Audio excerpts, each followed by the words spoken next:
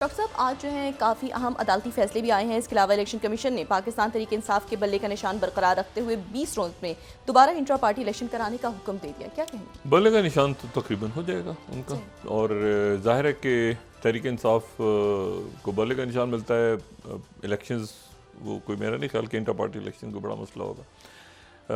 Issue ये है कि उनके रहनुमाओं की गिरफ्तारी और उस पर कितना वो इलेक्शन कैंपेन में हिस्सा ले पाते हैं, और क्या जो तहरीक इंसाफ के चेयरमैन और साबिक वज़ीर आज़म ख़ुद बाहर आते हैं और उनकी जो मुकदमात उनके ऊपर चल रहे हैं, क्या वो उसको मतलब क्या होता है, अदालतों की तरफ से हतमी फ़ैसले क्या आते हैं। लेकिन आज एक बड़ी रिलीफ मिली, बड़ा फ़ैसला आया है उनके कि बल्ले का निशान कम से कम तहरीक इंसाफ के पास है और बैलेट पेपर पे बल्ले का निशान होगा। अच्छा, दूसरी जो बात है वो ये है कि जो जरदारी साहब ने बातें की हैं, वो ज़ाहिर है गुफ्तगू उनकी भी मैंने मुकम्मल नहीं सुनी। कुछ गुफ्तगू जो उनकी जितनी सुनी, मैं कल बाकी गुफ्तगू पे भी अपनी राय दे दूंगा। लेकिन उन्होंने कहा कि तहरीक इंसाफ के दौर में 6 वजारतों की ऑफ़र हुई थी पाकिस्तान पीपल्स पार्टी को। अच्छा, मैं इस बात से कतई नज़र के कितनी वजारतों की ऑफ़र हुई थी, जितने नाजरीन भी इस प्रोग्राम को देख रहे हैं 3 या 4 सालों से, मैं एक लफ्ज़ इस्तेमाल करता रहा हूँ, अनहोली अलाइंस।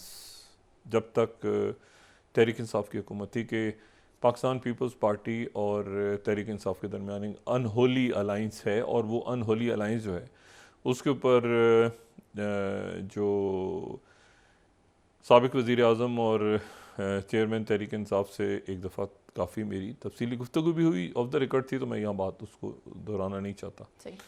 लेकिन यह है कि एक और उसकी की वजह से अगर आप 2018 से पहले ये असल में जो दरमियान में जो ये हुआ था अनहोली अलाइंस, तो जनरल फैज़ और जनरल बाजवा का उसमें इम्पोर्टेंट रोल था।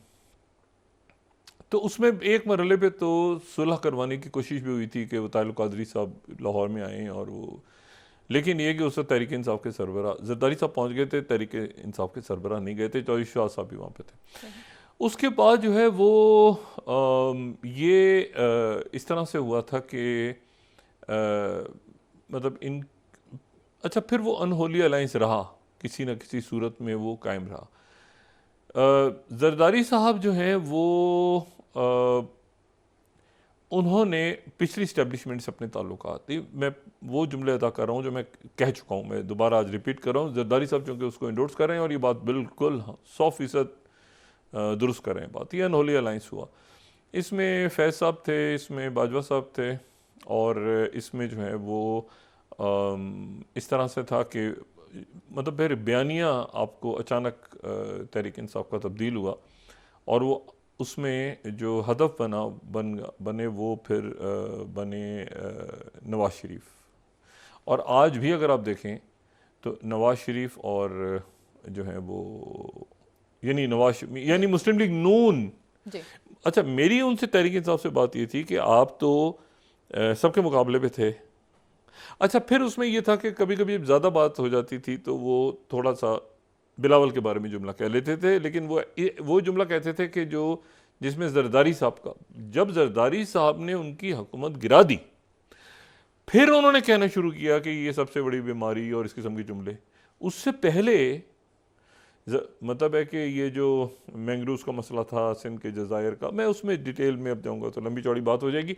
लेकिन असल बात यह है कि अगर अब भी आप देखें तो वो बयानिया जो बना, तो वो बयानिया जो है वो नून के अगेंस्ट बना। अच्छा, ये सूट करता था तहरीक इंसाफ से ज़्यादा पाकिस्तान पीपल्स पार्टी को, क्योंकि पाकिस्तान पीपल्स पार्टी जो है उसको सूट करता था, क्योंकि तहरीक इंसाफ के चेयरमैन जो हैं वो सिंध में, तो उनका फोकस यहाँ पे उस वसीम अकरम परस्त थे, या उनका फोकस जो है वो केपी में जहाँ उनकी हुकूमत रही और जहाँ उनके भी चाहने वाले बहुत हैं। तो हुआ ये कि वो वहाँ पर फिर वो रात को स्टे नहीं करते थे। वो मैं वजह उसकी यहाँ पे नहीं बात करना चाह रहा। वो कराची जाते थे तो दिन में आ जाते थे वापस। तो उसके नतीजे में ये हुआ कि पाकिस्तान पीपल्स पार्टी को बड़ा सूट किया ये तमाम दौर जो था जिसमें जनरल फैज़ और जनरल बाजवा थे, चाहे वो पीडीएम की हुकूमत भी आ गई तो, और उस वक्त फिर जब जरदारी साहब ने जब ये अपना पीछे हटाया अपने आप को। अच्छा, आप एक बात नोट करें कि पीपल्स पार्टी पीडीएम का हिस्सा नहीं बनी, पीडीएम से हटके रही, क्योंकि पीडीएम के अंदर भी जब पीडीएम के कायदीन से मेरी बात होती रही, और जब मैं कायदीन की बात कर रहा हूँ तो मैं ज़ाहिर है कि टॉप लेवल की बात कर रहा हूँ, तो वो भी यही कहते थे कि ये तो साथ हैं उनके, तो हम इनको मतलब ठीक है, इनका अपना नुक्ता नज़र है।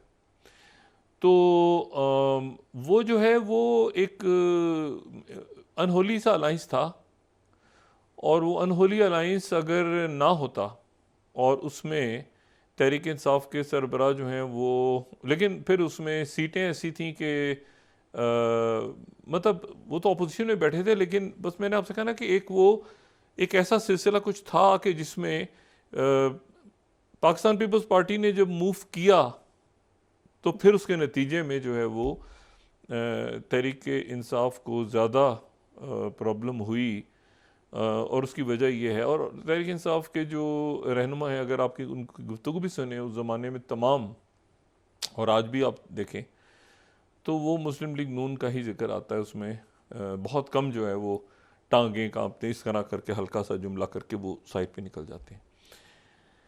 तो ये मैंने एक और ये मुझे इल्म नहीं है कि 6 वजारतें ऑफ़र हुई थी या नहीं हुई थी, लेकिन एक खामोश अलायंस ज़रूर था। इसके ऊपर जो है जब ये बात हुई जहांगीर तरीन साहब वाली, तो उन्होंने ये बात की, मैं दरमियान में आया कि जहांगीर तरीन साहब की और तहरीक इंसाफ के सरबराह की किसी तरह सुलह करवाऊँ। तो फिर मुझे ये अंदाज़ा हो गया था कि वो जहांगीर तरीन साहब के, उन्होंने कहा मैं देखो ये सिंध के अंदर भी तो करूँगा ना, और वहाँ पर भी तो शुगर मिले। मैंने कहा तो आपका अनहोली अलाइंस है। कहते ये तो तुम्हारा ये अनहोली अलाइंस मेरा जो है ना ये खून पी गया।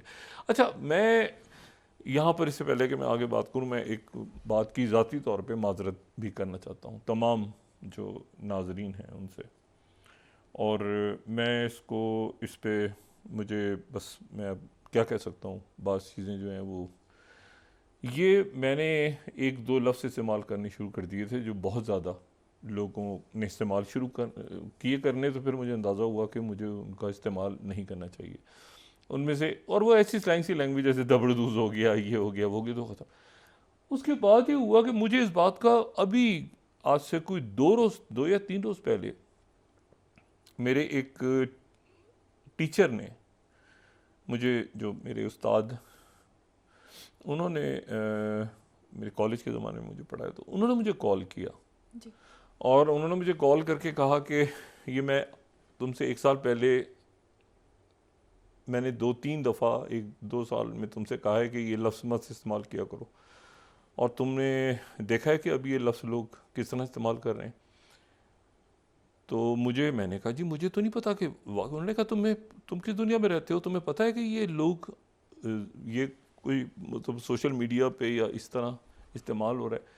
वो मैं लफ्ज़ इस्तेमाल करता था, बढ़ गया, ये बढ़ गया, ये बढ़ गया, वो पता चला कि वो लफ्ज़ जो है वो अब इस तरह इस्तेमाल। अच्छा, मैंने फिर उसके बाद जो मेरे उस्ताद ने मुझे पिछले साल, तो मैंने इसका इस्तेमाल कम कर दिया था, लेकिन उससे 1 साल पहले मैं इसको काफ़ी 1-2 साल तक इस्तेमाल करता रहा। तो अब मुझे अचानक जो है वो कहीं से, मैंने आज पूछा अपनी टीम से आके, मैंने कहा ये लफ्ज़, उन्होंने कहा जी तो हर जगह इस्तेमाल हो रहा है डॉक्टर साहब, आपको नहीं पता? मैंने कहा मुझे नहीं पता, ये बढ़ गया। मैंने तो उसको कोशिश की थी, बढ़ गया, ये तो लफ्ज़ मुनासिब नहीं है, लेकिन वो बहरहाल अब तो मैं इसकी माजरत चाहता हूँ। ये जो माशरे में कुछ इस किस्म की बुराइयाँ फैली हैं उनका मैं बराह रास्त ज़िम्मेदार हूँ, और मैं उस पर माफ़ी मांगता हूँ। अच्छा, तो बहरहाल तो ये अब मैं तो नहीं इस्तेमाल कर रहा, लेकिन वो इतना इस्तेमाल हो रहा है कि वो अब चलें ठीक है, हटो बचो अब मतलब मैं अब क्या कर सकता हूँ इसके ऊपर, मैं अब इसको ओन करूँ डिसओन करूँ, वो मेरे हाथ से निकल चुकी है बात। अच्छा, ये ज़रा वहाँ पे आ जाते हैं, वो हालात बड़े अजब से हो गए हैं, और अजब से जो हालात हैं वो हुए हैं इस वक्त, जो रात को कल तकरीबन तय हो गया था जी। और तय ये होता कि आज सुबह 10 बजे जंगबंदी हो जाएगी, और फिर रात को काबीना का एक इजलास हुआ, और काबीना का इजलास भी नहीं, प्रेस कॉन्फ्रेंस हुई, बहुत बड़ी तवील प्रेस कॉन्फ्रेंस की इसराइल के वज़ीर आज़म नेतन्याहू ने, उनके साथ जो है वो गैलेंट भी खड़े थे और बाकी लोग भी खड़े थे, और उन्होंने ये कहा कि दो तीन बातें उन्होंने बहुत अजीब सी की। एक तो उन्होंने कहा कि मैं मोसाद को ये ऑर्डर्स दे रहा हूँ कि वो तमाम दुनिया में जहाँ जहाँ हमास के कारकुन और कायदीन मौजूद हैं उनको निशाना बनाएं, तमाम दुनिया में।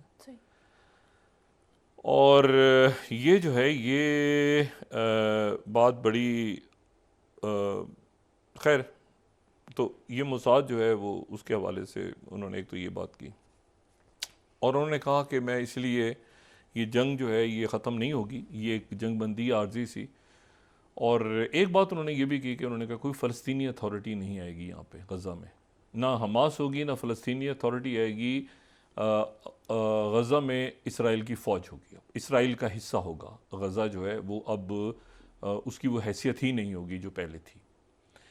और आज कोई 700 के करीब स्क्वाड छोटे छोटे बना लिए इसराइल में, जिन असला भी दिया उनको कि कल आने वाले दिन जो हैं इसमें ये बड़े ख़राब, एक बड़े पेचीदा सूरत हाल है। कल सुबह 7 बजे अभी कतर ने ऐलान किया है कि कल सुबह 7 बजे जंग बंदी हो जाएगी, कल सुबह 7 बजे। और कल बरोज़ जुमा सुबह 7 बजे जंग बंदी होगी, और सपहर 4 बजे जो है वो कैदियों का तबादला शुरू होगा, यरगमालियों का और कैदियों का। और पहला जो है वो 10 से 15 लोग जो हैं उनको रिहा करेंगी, हमास की तरफ से रिहा किया जाएगा। और इस दौरान जो है वो ड्रोन्स और ये सारे सब कुछ रुकेगा। इसमें ताख़ीर इसलिए हुई कि इसमें एक तो डेविड कैमरॉन जो हैं बरतानिया के जो वज़ीर ख़ारजा हैं, जो भी जिनका ऐलान हुआ है सेक्रेटरी ख़ारजा का, वो उनसे कल रात मुलाकात हुई। वो जो OIC और इस्लामी ममालिक का डेलीगेशन, सऊदी अरेबिया, टर्की, जिसमें कतर, जिसमें जॉर्डन, जिसमें इंडोनेशिया, जिसमें ये सारे ममालिक के वज़राए ख़ारजा जो सफ़ारती महाज पे उन मुल्कों का दौरा कर रहे हैं जहाँ जो कि सिक्योरिटी काउंसिल के मुस्तकिल अरकान हैं। तो चाइना रशिया के बाद वो बरतानिया पहुँचे। बरतानिया में उनकी ज़ाहिर है कि वज़राए ख़ारजा हैं। अच्छा, ये कतर के वज़ीर ख़ारजा नहीं थे, कतर के वहाँ पे सफ़ीर मौजूद थे मुलाकात में। तो उनकी डेविड कैमरॉन से मुलाकात हुई, 2 स्टेट सॉल्यूशन पे डेविड कैमरॉन ने बात की। आज डेविड कैमरॉन इसराइल में आए हैं और तल अवीव में उन्होंने उस जगह का भी दौरा किया है जहाँ पे इसराइल में, जहाँ पे ये हमास की कार्रवाई हुई थी, और मेरे ख्याल से वो बाकी मुल्कों में भी जाएंगे मशरिक़ वस्ता के। तो बरतानिया भी एक रोल प्ले कर रहा है।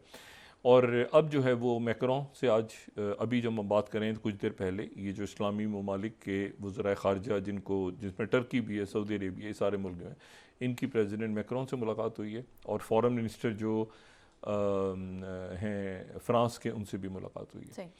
तो ये एक सफारती लेवल पे दूसरा मामला चल रहा है। लेकिन जो वापस आ जाएं कि यहाँ पे क्या हुआ, यहाँ पे ये हुआ, 2-3 बातें ऐसी हैं जो बड़ी, एक तो ये है कि जब ये प्रेस कॉन्फ्रेंस ख़त्म कर ली नेतन्याहू ने, तो उसके बाद रात को उनके नेशनल सिक्योरिटी एडवाइज़र आए लेट नाइट, और उन्होंने कहा कि ये मुआहदा जंग बंदी अभी नहीं हो रही, और ये जंग बंदी जो है ये मुलतवी कर दी गई है जुमे तक। अब उसकी वजूहात मुख्तलिफ हैं, जिसमें मुख्तलिफ, क्योंकि ये, अच्छा मैं आपको ये बताऊँ कि ये मामला ख़राब होने जा रहा है, ये ख़राब होगा, ये आने वाले दिन पेचीदा हैं। ये जो 13-13.5 हज़ार शहादतें हो गई हैं ना बच्चों की और औरतों की, और ये तो ये मामला इस तरह, ये इसराइल, ये बीबी नेतन्याहू को भी पता है, और इसमें जो है ये उनको ये भी पता है कि इसके बाद आने वाले दिनों के अंदर सूरत हाल किस रुख पे जा सकती है। तो उन्होंने मोसाद वगैरह का ऐलान कर दिया और ये सारा कर दिया। लेकिन कल सुबह 7 बजे, क्योंकि इसमें अमेरिका इन्वॉल्व है ये सुलह करवाने में, सीज़ फायर में, ठीक है, सीज़ फायर में अमेरिका इन्वॉल्व है, और अमेरिका, प्रेसिडेंट बाइडन, इसमें चाइना, इसमें रशिया, इस तमाम आप समझें, मतलब कोई भी मुल्क ऐसा नहीं है जो ये कह रहा हो कि जंग करें।